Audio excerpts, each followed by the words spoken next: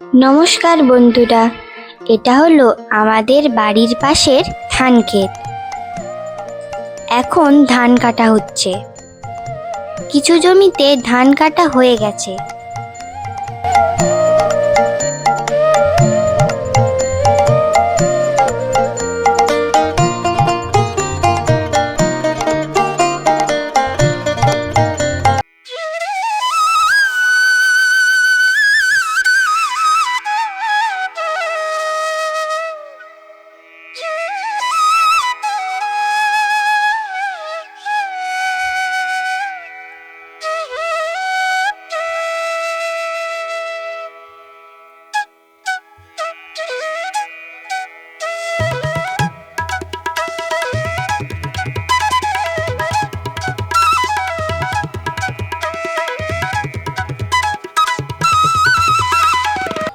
ধান কাটার যন্ত্রটির নাম হলো হারভেস্টার।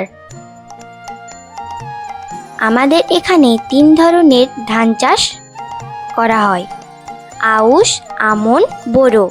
এই ধান হলো বোরো ধান। বোরো ধানে ফসল পাকতে কম সময় লাগে। বসন্তকালে এই ধান লাগানো হয়, গ্রীষ্মকালে কাটা হয়।